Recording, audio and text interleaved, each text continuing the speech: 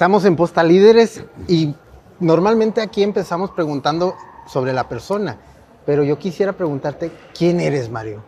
Ah, qué buena pregunta. Yo te puedo decir la profesión que tengo, a lo que me dedico, de qué país soy, cuál es mi altura. Ante la pregunta ¿quién soy? ¿Quién eres? Tengo que guardar silencio, porque eres tú el que lo tienes que descubrir. ¿Y tú cómo lo describirías en ese espejo que normalmente tú ves? Yo diría que soy un hijo de Dios. Esa sería la mejor definición de quién soy. Un hijo de Dios, lo mismo que lo eres tú, y lo es cualquier persona, crea o no en la existencia de Dios. Es la mejor definición que yo podría decir y de la que me siento más orgulloso, ser un hijo de Dios. Yo me he quedado con una duda y por eso te lo quiero preguntar. ¿Eres médico, filósofo o coach? Si hablamos de mis estudios y mi formación, pues tengo las tres cosas. Médico, porque yo estudié medicina, 6 años la carrera, hice la especialidad de cirugía, hice un fellowship en cirugía, con lo cual profesión médico y cirujano. Por otro lado, hice un máster en filosofía de 2 años, o sea, tengo lo que llamáis una maestría en humanidades, en human sciences, en filosofía, y como coach, pues he ejercido el coaching más de 20 años. Dirigí un programa de coaching en una escuela internacional de negocios y he hecho coaching a lo largo de muchos años, antes de que existieran siquiera las certificaciones. Es decir, que de alguna manera esas son 3 cosas que están en mi currículum vitae, en mi experiencia. Pero tú, ¿cuál sentirías que eres más en este momento de tu vida? Un despertador de posibilidades, un despertador de posibilidades de mejora en salud, en bienestar, en prosperidad, en las relaciones personales y en la felicidad. Es decir, mi misión en la vida no consiste en dar a las personas lo que ya tienen, sino en ayudarles a descubrir lo que ya son. Por eso me gusta definirme como un despertador. Entonces, cuando una persona descubre quién es, automáticamente empieza a tener más claridad a la hora de tomar decisiones complejas, más paz interior, más ilusión y más confianza. Es decir, descubre, yo solo hace años di una conferencia que al parecer tuvo un cierto impacto, donde comparaba la pirita de cobre con la pepita de oro. La pirita de cobre parece oro, es muy brillante, es amarilla, y durante años se llamó el oro de los tontos.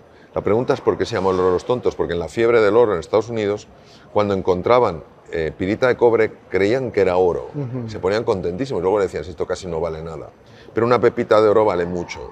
Entonces, muchas personas se creen pirita de cobre, creen que vale poco.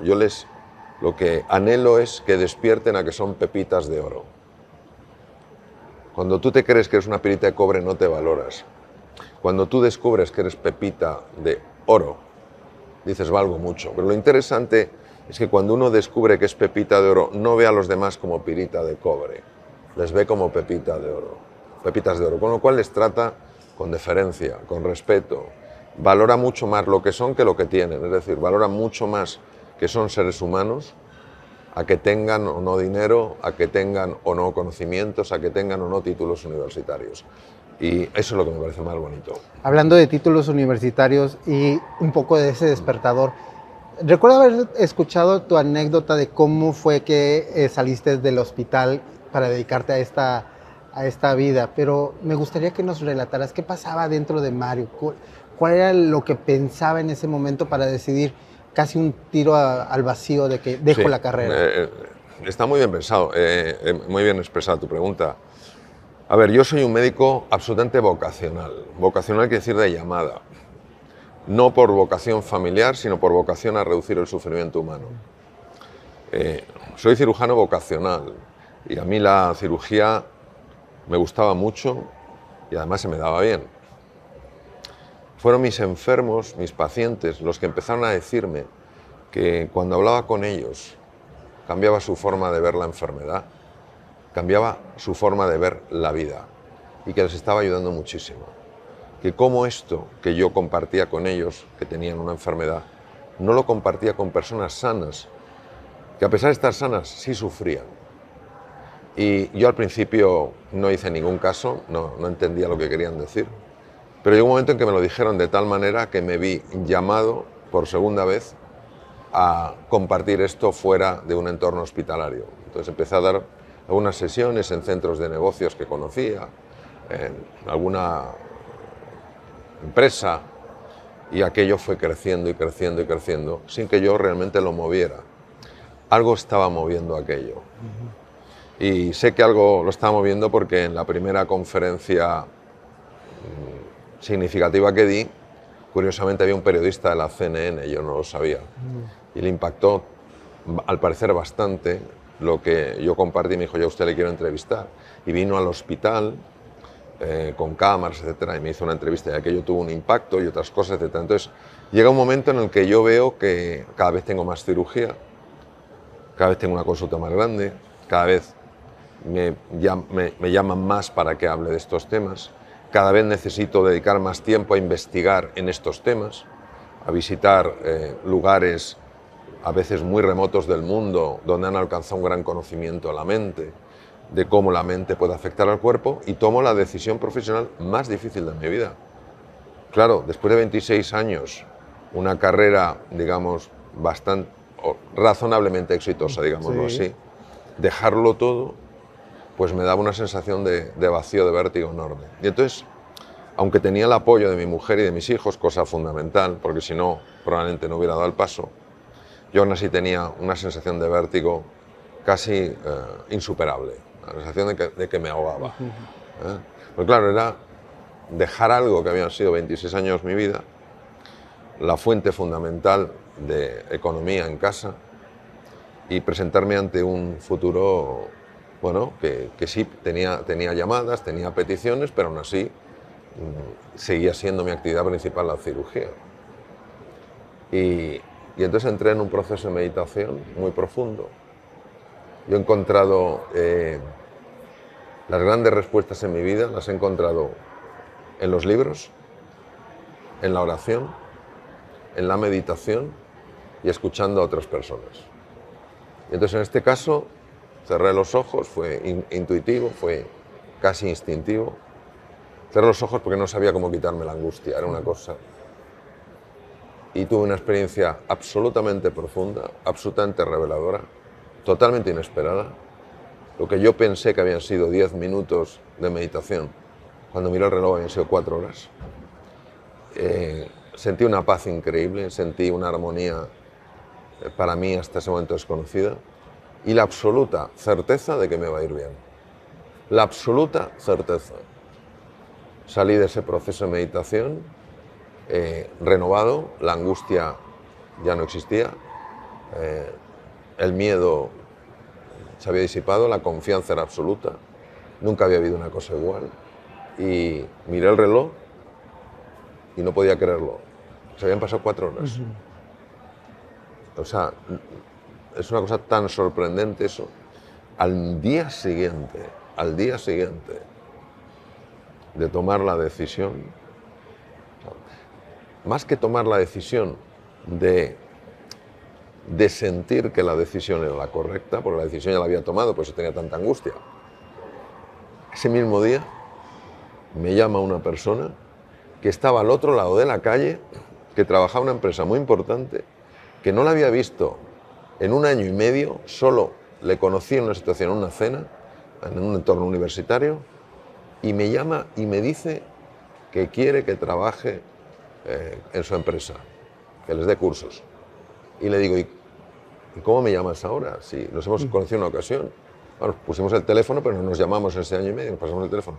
Que no lo sé, pero he tenido ganas de llamarte. Empecé dando sesiones al comité de dirección, empezaron a llamarme a otros sitios, no había publicidad, solo mi familia sabía que lo había dejado, hasta hoy. Entonces, por eso yo entiendo que hay mucho más de lo que nuestros ojos nos muestran. ¿Qué sería? Para algunos sería diosidencia, otros coincidencia, los astros se alinearon. En tu opinión, ¿qué fue lo que pasó? Bien, yo creo que hay que darle distintas lecturas dependiendo del nivel en el que nos queramos mover.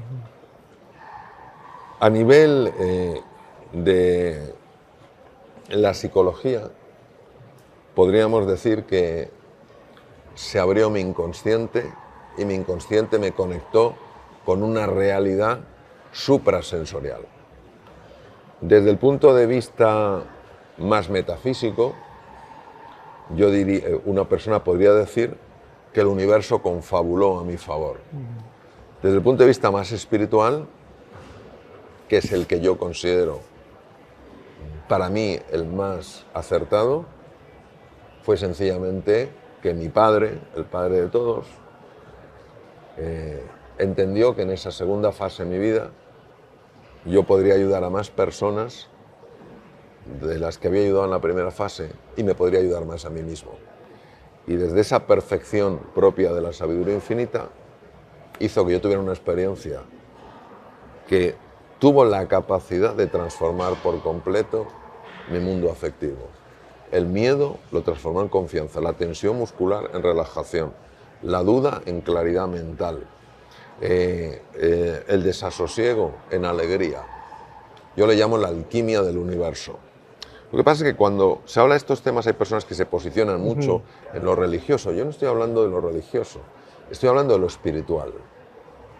Estoy hablando de lo espiritual, compatible con una religión madura que considere que esa figura, llamémosle universo, conciencia infinita o Dios, es puro amor y pura sabiduría. No estoy hablando de nadie que te esté fiscalizando, que te esté viendo si te portas bien para darte un regalo, si te portas mal para darte un castigo. Estoy hablando de otra cosa, ¿no? Y en mi vida esto ha sido así, y además lo digo con enorme orgullo. Y fíjate que yo he hablado ya, afortunadamente, en muchos países, y cuando hablo de esto, personas que no son creyentes, que no son ateos, no se me ofenden en absoluto, porque todo el mundo, lo sepa o no, está en un viaje espiritual. Lo que no queremos son dogmas que nos aferren, reglas estrictas, en vivir con miedo de que alguien nos va a castigar si somos malos. Entonces, bueno, esa es mi experiencia. Ayer tuve la oportunidad de conocer a tu familia, que siempre te acompaña, pero me gustaría que tú nos dijeras qué significa para ti tu familia. Bueno, es la primera vez que uno de mis hijos me acompaña. Yo estoy casado desde hace 35 años con una mujer maravillosa y tengo 3 hijos de 33, de 32 y de 26 años. Entonces mi mujer viaja con mucha frecuencia conmigo porque yo estoy poco tiempo en España, no porque España no me guste, España me apasiona, sino porque tengo mucho movimiento en otros países, ¿no? Entonces ella me acompaña habitualmente porque son viajes largos, son bastantes días. Es la primera vez que viene mi hijo mayor, mi hijo Mario, y estoy feliz de que él haya venido. Y ojalá en el futuro también vengan mis otros 2 hijos. Tú vienes de otra generación, como decías, de esa España del franquismo, y ahora de pronto todo tan abierto del mundo que nos perdemos en los celulares. Tú mencionas una fórmula del hacer, tener y ser, pero pareciera que en esta época es más importante el tener el celular más próximo. Por eso nos va como nos va. O sea, por eso tenemos tanto y vemos tantos problemas de ansiedad, depresión, insatisfacción, gente que tiene mucho y no es feliz.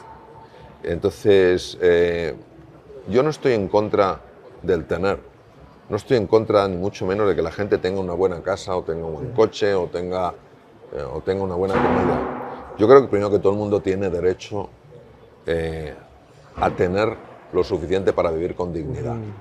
No me parece bien que haya personas, ni creo que a nadie le parezca bien, que pasen hambre, que pasen sed, que tengan frío, que no tengan con qué cubrirse, o que cuando sus hijos o ellos están enfermos no tengan la capacidad económica de poderles ayudar.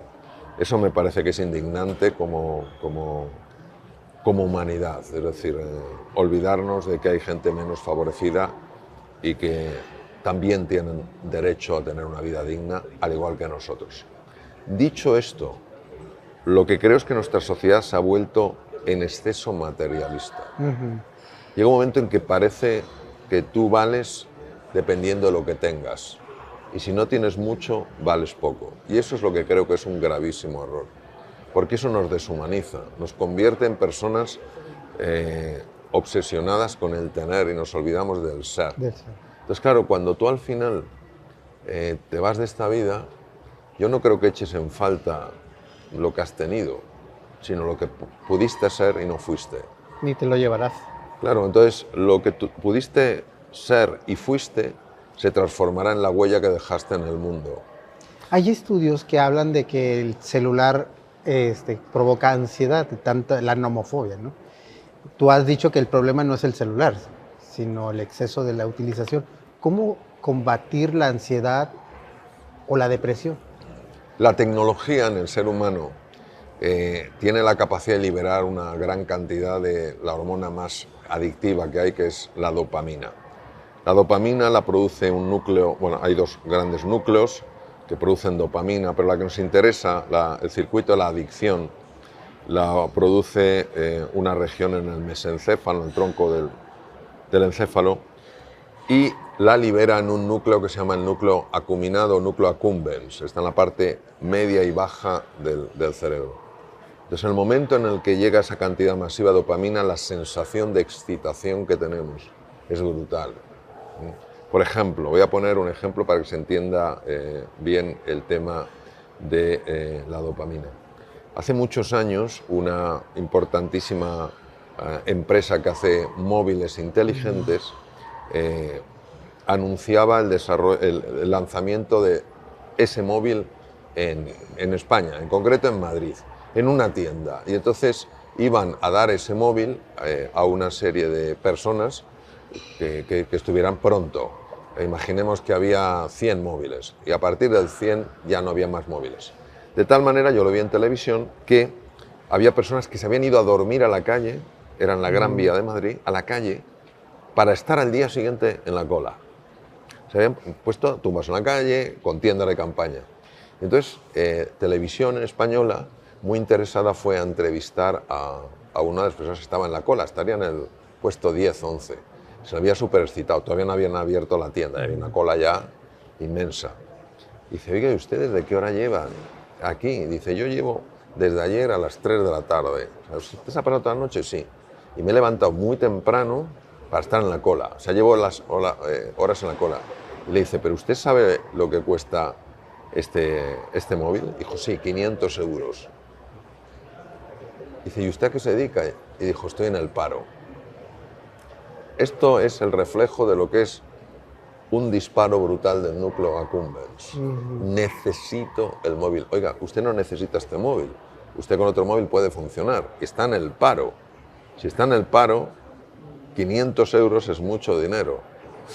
Lo necesito, lo necesito. Entonces, ¿qué ocurre? Que la tecnología, como es muy atractiva, porque tiene colores, genera sensaciones curiosas, te pone en contacto, tal cual, favorece la liberación de esta hormona en el núcleo accumbens, de la dopamina, y genera adicción. Por eso hay que ser muy cuidadoso con el tiempo que uno dedica para el tema del móvil, para el tema de las tecnologías, tenerlo muy bien gestionado, porque la tentación va a existir. Entonces, al final, es como todo en la vida. El poder en sí no es bueno ni malo. Si yo tengo poder de influir y ese poder lo utilizo para el bien de los demás, es maravilloso. Porque puedo dar una serie de instrucciones, una serie de normas que ayuden a construir cosas de las que se beneficie todo el mundo. Pero el poder mal utilizado lleva al sometimiento. ¿Dónde está el problema? ¿En el poder? No. Está en cómo me relaciono yo con el poder. Ahora, el poder siempre va a ser tentador. Cuando tú tienes poder, puedes creerte que estás por encima de los demás. ¿Seguirás siendo una persona humilde? ¿Seguirán importándote los demás o los utilizarás como medios para tus fines? Entonces, uno tiene que ser cauto, por eso se habla de la erótica del poder. Entonces, claro, tú tienes que saber que si tienes poder, has de estar muy vigilante para que no sea un instrumento del ego. Que si tú tienes una tecnología, tienes que ser muy vigilante para que la tecnología no te tenga a ti. Que la uses. Que la uses y No, que no sea ella la que te use a ti. Mario, tú hablas muy de una triada, por decirlo así, de la mente, el cuerpo y el corazón. ¿Para qué nos puede servir tener armonizado esa triada? Yo quiero que nos imaginemos un tapiz. Un tapiz está hecho con hilos de colores. Imaginemos un hilo amarillo, un hilo azul y un hilo rojo. Y con esos tres hilos vemos en el tapiz una figura, es un tejido. Aquí en México se hacen verdaderas obras de arte con hilos, con tejidos, es una verdadera belleza. Bien, entonces, esa figura que aparece en el tapiz, imaginemos el rostro de una persona, eso sería la dimensión humana. Si tú quitas un solo hilo, son tres, ya no se ve tan bien la dimensión humana. Hay algo raro, es un poco como borroso, ya no está tan bien definida la figura. Si quitas dos hilos, ya no sabes ni lo que es. Bien, entonces, el ser humano tiene tres dimensiones, como tres hilos de colores. La dimensión corporal, la dimensión física, la dimensión mental y la dimensión espiritual. Yo le llamo el corazón o el alma. Entonces, las tres constituyen la dimensión humana. La persona que no cuida su cuerpo acaba teniendo problemas mentales y problemas anímicos. La persona que no cuida su mente y empieza a tener pensamientos que le están constantemente atacando, criticando, humillando y culpando, acaba enfermando físicamente y su ánimo está por los suelos. La persona que no cuida su dimensión espiritual vive solo para sí misma, vive encerrada. Es lo que yo quiero, lo que siento, lo que necesito, lo que me conviene, y se olvida de los demás. ¿Qué quiere decir? Que hay que cuidar las tres dimensiones. Cada una cuidada refuerza al resto. Si haces un poco con las tres, mejoras en todo. Por ejemplo, si cuidas lo que comes, estás cuidando la dimensión física y se sabe que estás cuidando la dimensión mental y la dimensión anímica. Si eres una persona más positiva, se sabe que los pensamientos afectan al cuerpo. Es más difícil que enfermes. Y además tienes un ánimo mayor. Si eres una persona más agradecida, si te importan más los demás, si vas a la naturaleza, entras en contacto con esa naturaleza, mentalmente estás mejor y físicamente estás mejor. Las tres están conectadas, igual que los tres hilos de colores. Tú como científico y médico lo has visto también del otro lado, que sí afecta. Absolutamente. Pero lo he visto como te veo a ti, como veo estas preciosísimas orquídeas. Claro que lo he visto, lo ha visto muchísima gente. Lo que pasa es que a veces las personas que lo ven les da vergüenza decir lo que lo han visto. Les da vergüenza, porque dicen, van a pensar que soy un poco raro. De esto han hablado científicos de absoluto renombre a lo largo de la historia, pero lo han dicho de una forma como un poco así disimulada, para que no pensaran otros que habían perdido la cabeza. De ahí la importancia de hablarse bonito. Es importantísimo hablarse bonito. Se han hecho estudios en cámaras de resonancia funcional magnética. Son técnicas sofisticadas de neuroimagen que permiten ver lo que pasa en el cerebro cuando uno está pensando, está viendo unas fotografías que se proyectan en las pantallas, está oyendo música. El propio Sting se metió en estos aparatos y le dieron una consola, aunque él estaba tumbado, para que compusiera música y se viera cómo componía música. ¿Y qué se ha visto? Que cuando se le da la instrucción a una persona, oiga, háblese mal, no tiene que verbalizarlo, pero usted háblese mal, háblese mal. Queremos ver lo que pasa. Se han visto cambios muy importantes en el cerebro y se han visto cambios muy importantes en el cuerpo. Se liberan hormonas que van contra el propio cuerpo. El propio sistema inmune puede atacar al cuerpo. O sea, eso que los pensamientos y las palabras se las lleva el viento, no sé a quién se le ocurrió. Tú tienes ideas muy potentes, frases muy potentes. De ahí es creer para crear. Creer para crear es la consecuencia de una reflexión profunda, en la cual me di cuenta de que lo más importante no es lo que tú quieres, sino lo que tú crees. Es el poder brutal de la fe, y no hablo en el sentido religioso, en general, creer que algo es posible. Pero creer no es, repito, pensarlo a nivel consciente, es que todo tu ser lo crea. Si tú a nivel consciente lo crees, pero a nivel inconsciente no lo crees, el inconsciente al final ganará. El inconsciente ganará. Hay mucha gente que quiere curarse, pero que creen que no se van a curar. Si creyeran que se pueden curar, si su inconsciente realmente lo creyera, muchos de ellos se curarían, sin ningún género de duda, vamos, ha sido más que demostrado. El efecto placebo, ¿qué es? El efecto placebo es la capacidad de una persona de sanarse con un medicamento que es falso, no es medicamento, es una pastillita que parece un medicamento y no tiene nada. Pero ¿por qué se curan algunas personas? Porque creen que eso es un medicamento, ¿verdad? ¿Cómo ser feliz, Mario? Bueno, yo creo que la única manera de ser feliz es amando. Y para amar hay que perdonar. No se puede amar sin perdonar. ¿Por qué? Porque todos tenemos defectos, yo el primero. Si a mí solo me aman si soy perfecto, a mí no me va a amar nadie. Entonces, ¿cómo me van a amar? Me van a amar si también perdonan mis defectos. Entonces el amor y el perdón van de la mano. Perdonas la fragilidad que todos tenemos, perdonas la vulnerabilidad que todos tenemos. Entonces amas a la persona, no por cómo es, sino por quién es. En el Oriente hay gestos muy bonitos.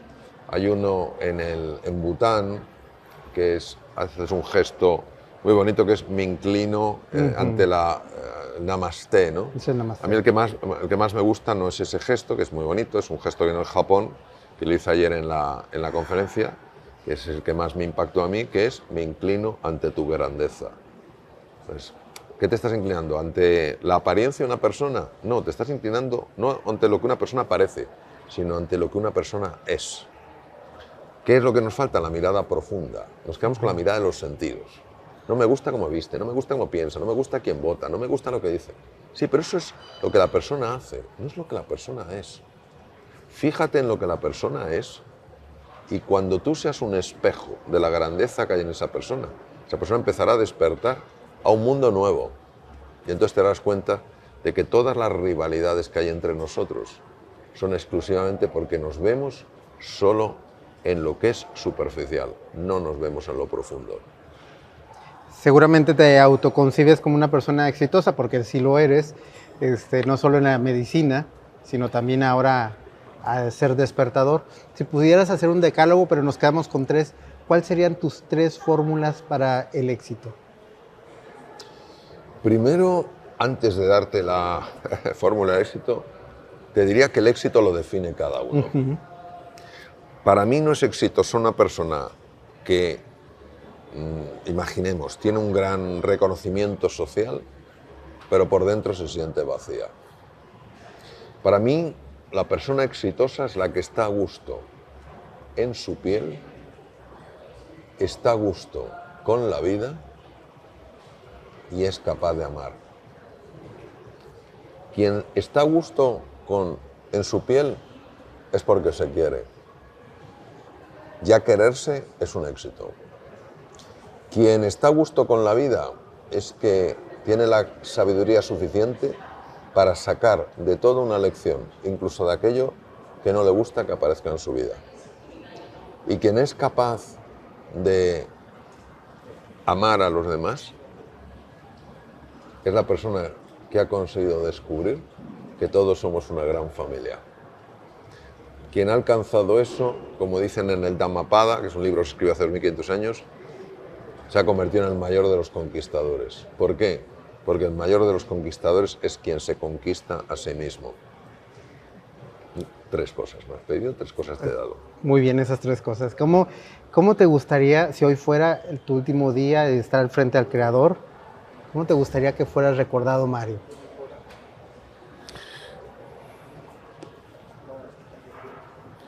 Pues mira, me gustaría ser recordado como una persona que ayudó a otros seres humanos a transitar con más ilusión, con más claridad, con más serenidad y con más confianza en sus momentos más difíciles. Eso es lo que me gustaría.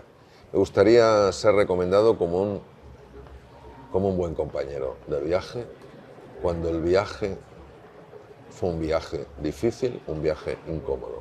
Así me gustaría ser recordado. ¿Qué te quedas de esta conversación? ¿Con qué te vas? Bueno, ten en cuenta que yo quiero mucho este país. en España queremos mucho a México. Es importante que lo sepan todos los mexicanos. Hay muchos mexicanos que viven en España, muchos que viven en Madrid. Y para nosotros México es un país extraordinariamente querido. Lo ha sido siempre. Respetamos, admiramos y aprendemos de vosotros. Número 2, estoy en Monterrey, una ciudad que he visitado en varias ocasiones y en la que estoy súper a gusto. Estoy hablando de un tema que es mi vida. Estoy al lado de una de las especies de flores que más me pueden gustar. Estoy contigo, que me haces unas preguntas maravillosas. Gracias. Y encima vamos a poder mandar este mensaje a algunas personas con la ilusión de que les ayude en su caminar, pues es que no puedo pedir más en este momento. O sea, no puedo, realmente no te lo digo por adularte, es que no podría estar en un sitio mejor ahora. Por lo tanto, estoy feliz. Y yo también estoy muy feliz y te agradezco mucho esta conversación. A nombre del equipo de producción, te regalamos nuestra frase. Muchas gracias. Todos Todos los los días se construye el éxito, el fracaso también. Pero ¿sabes lo que me gusta? Me gusta mucho que todos los días se construye el éxito, está en grande, y el fracaso también en pequeño. ¿Qué quiere decir? Enfócate en el éxito, pero no te olvides de que ese fracaso también está ahí. Y si me permites, me gustaría homenajear al profesor Cosgrove, uno de los mejores cirujanos cardíacos del mundo, que diferenciaba entre el error y el fracaso. Y él decía que un error y un fracaso son totalmente distintos. Que un fracaso es un error del que no se aprende nada. Y cuando le hablaban de que él había cometido fracasos, él dijo: no, mi éxito es la consecuencia de haber cometido errores. No eran fracasos, eran errores, porque yo aprendí de ellos. Pues a partir de hoy se tacha esa parte y sigue homenajeando a tu maestro cirujano. Muchas gracias, Mario. De nada, querido. Sobre todo, muchas gracias a todos ustedes y a Transforming Life por esta oportunidad de estar con Mario Alonso Puig. Muchas gracias.